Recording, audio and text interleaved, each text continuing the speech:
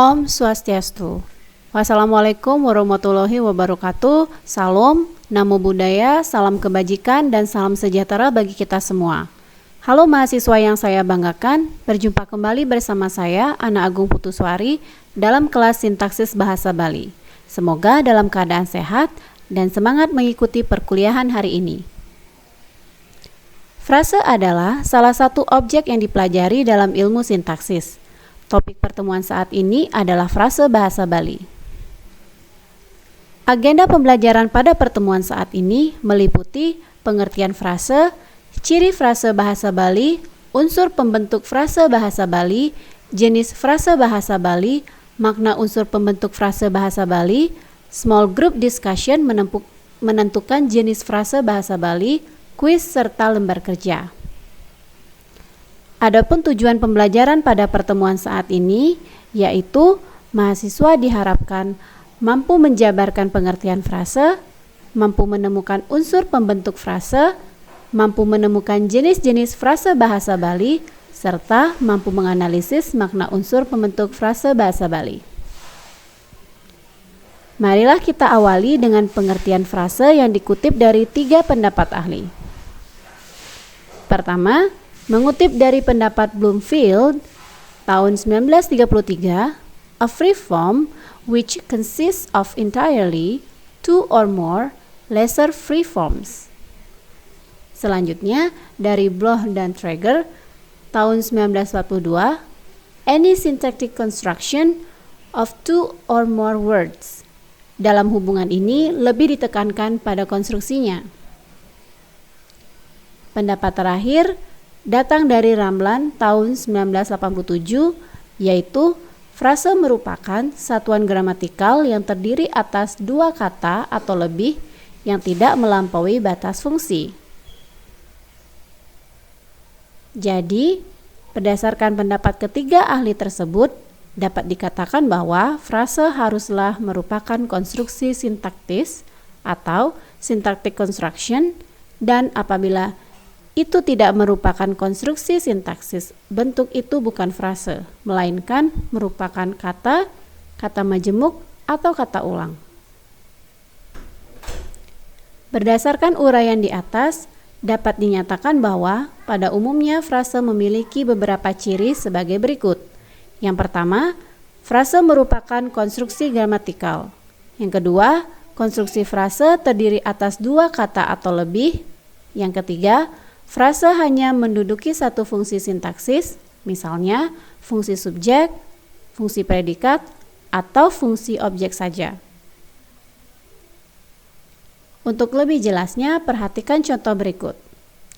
Dalam kalimat pekak tiang lakar luas keabian, konstruksi pekak tiang sebagai subjek, lakar luas sebagai predikat, dan keabian sebagai keterangan.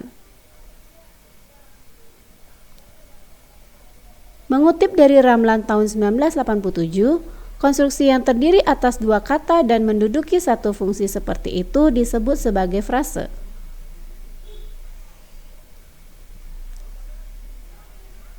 Perhatikan latihan berikut ini. Silakan hentikan video ini selama 2 menit untuk berlatih menentukan jumlah frase pada setiap kalimat berikut. Kemudian tentukan fungsi dan setiap frase tersebut. Selanjutnya, mari kita pelajari ciri-ciri frase bahasa Bali. Untuk mengetahui adakah suatu bentuk itu merupakan frase atau bukan, hendaklah diketahui terlebih dahulu tanda-tanda atau ciri-cirinya. Hal ini juga akan memudahkan kita dalam membedakan frase dari kata majemuk. Ciri pertama adalah ciri arti.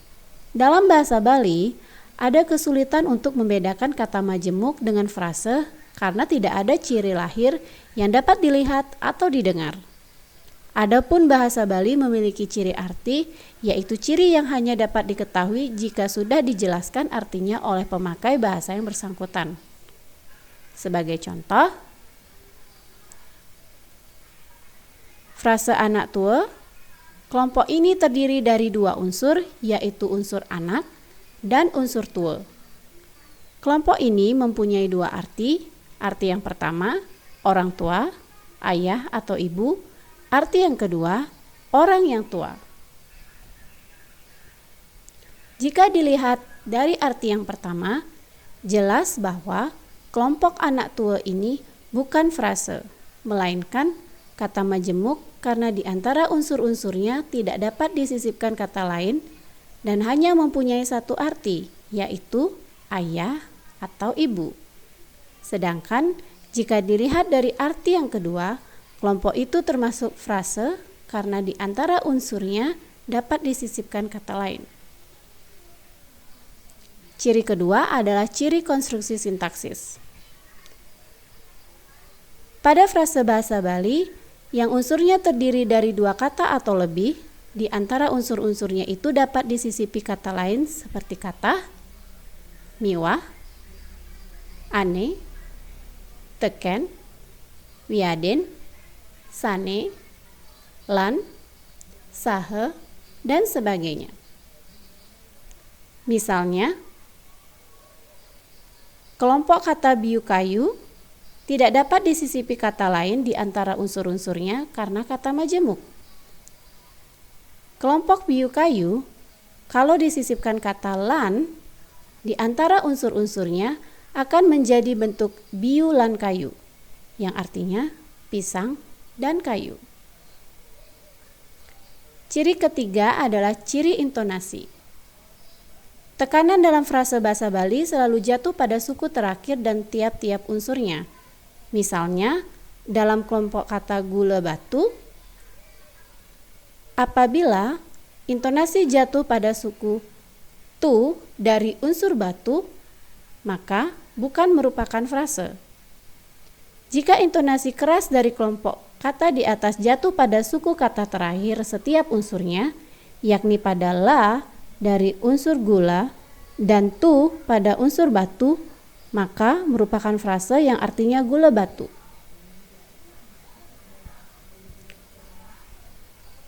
Selanjutnya, kita akan berbicara tentang unsur pembentuk frase. Sebuah frase selalu dibentuk dari dua unsur atau lebih. Unsur-unsur pembentuk frase tersebut selalu dapat dipisahkan menjadi dua bagian yang merupakan unsur langsungnya. Untuk menentukan unsurnya harus diperhatikan prinsip hierarki bahasa. Frase yang terdiri atas dua kata seperti umah ento, lakar manjus, kepasih akan dengan mudah dapat ditentukan bahwa kedua itu merupakan unsurnya.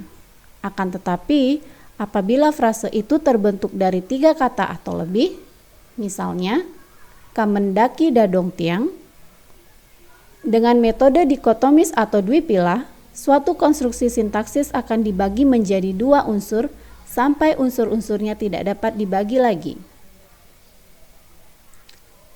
Hasil analisis frase kamendaki dadong tiang menunjukkan bahwa frase tersebut terdiri atas dua unsur langsung, yaitu kamendaki dan dadong tiang. Frase kamendaki terdiri atas dua unsur langsung terkecil, yaitu kamen dan daki. Frase dadong tiang terdiri atas dua unsur langsung terkecil, yaitu dadong dan tiang. Berdasarkan uraian tersebut, dapat dikemukakan bahwa unsur frase dapat berupa kata dan dapat berupa frase. Berikut ini contoh pola struktur frase dalam bahasa Bali. Yang pertama, kata, kata. Yang kedua, kata, frase. Yang ketiga, frase, frase. Dan yang terakhir, frase, kata.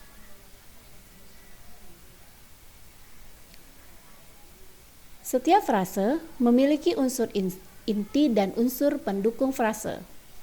Unsur inti atau unsur induk merupakan konstituen terpenting dalam konstruksi modifikasi dan berkemampuan untuk memiliki fungsi sintaksis yang sama dengan seluruh konstruksi itu.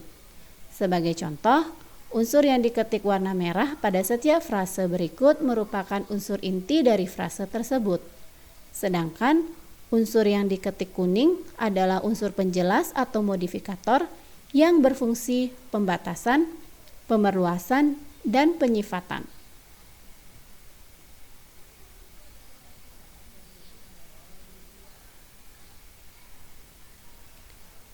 Dalam contoh frase berikut ini, dicoba untuk menentukan unsur pusatnya.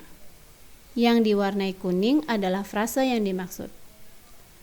Pada frase baju poleng dalam kalimat pertama, unsur baju merupakan unsur pusat.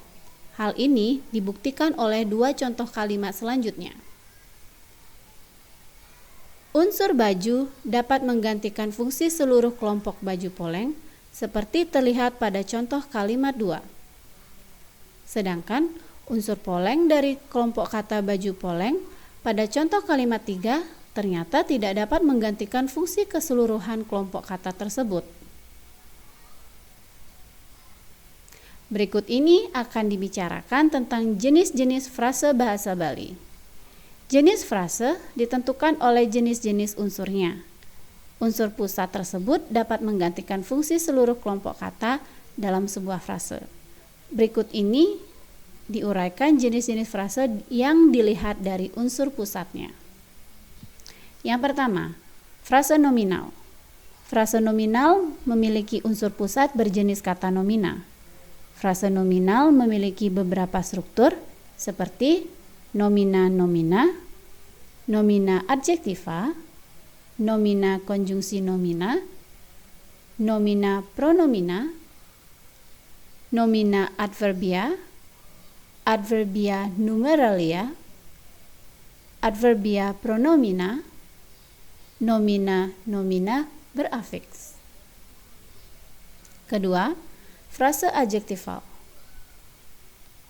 Frase adjektival memiliki unsur pusat berjenis adjektiva. Frase adjektival memiliki beberapa struktur seperti adjektiva adjektiva, adjektiva adverbia, adverbia adjektiva. Yang ketiga, frase verbal. Frase verbal memiliki unsur pusat berjenis verba.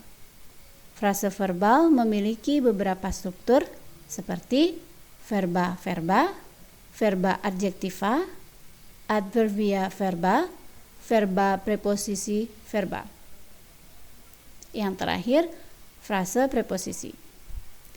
Frase preposisi diawali dengan preposisi sebagai penanda dan diikuti oleh kategori nomina atau partikel, khususnya keterangan. Frase preposisi memiliki beberapa struktur seperti preposisi nomina, preposisi pronomina, dan preposisi keterangan. Silakan perhatikan beberapa kalimat berikut. Silakan hentikan video ini selama 2 menit untuk berlatih menentukan jenis-jenis frase pada setiap kalimat berikut. Selanjutnya, kita akan membicarakan tentang makna unsur pembentuk frase bahasa Bali. Berdasarkan hubungan antar unsur pembentuknya, frase-frase dapat dideskripsikan maknanya. Hubungan antar unsur pada frase bahasa Bali yang bermakna penjumlahan ditandai oleh kata penghubung tur atau lan yang berarti dan. Kemudian, untuk menyatakan pemilihan, unsur-unsur frase bahasa Bali dirangkaikan dengan kata penghubung wiyadin yang berarti atau. Untuk menunjukkan makna kesamaan dimiliki oleh aposisi pada frase apositif. Unsur pusat dan unsur aposisinya memiliki makna yang sama sehingga kedua unsur konstruksi tersebut bisa dipertukarkan posisinya. Kemudian, makna penjelas. Makna penjelas memberikan keterangan tambahan pada unsur pusat. Berikutnya, makna penentu. Makna penentu atau petunjuk dalam bahasa Bali ditandai oleh kata ento atau ene. Makna jumlah bahasa Bali dinyatakan oleh kata berkategori numeralia, baik diikuti kata yang menyatakan satuan, ukuran, maupun tidak. Selanjutnya, makna sebutan. Makna sebutan atau sapaan dalam bahasa Bali umumnya merupakan makna yang dimiliki oleh unsur atribut sebuah konstruksi frase, nama diri atau jabatan. Kemudian, makna negatif. Makna negatif bahasa Bali biasanya dinyatakan dengan kata tusing atau tonden. Negasi tusing berarti tidak, sedangkan tonden berarti belum. Biasanya digunakan pada kata berkategori verba, adjektiva, dan nomina. Demikianlah penjelasan terkait frase bahasa Bali. Berikut ini adalah referensi yang dirujuk untuk dibaca lebih lanjut.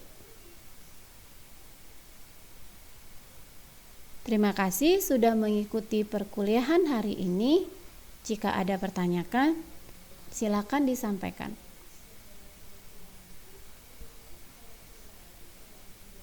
Untuk memperdalam pemahaman kalian terkait frase bahasa Bali, silakan mengerjakan lembar kerja terkait jenis frase dan makna antar unsur frase dengan mengakses tautan Google Form berikut ini.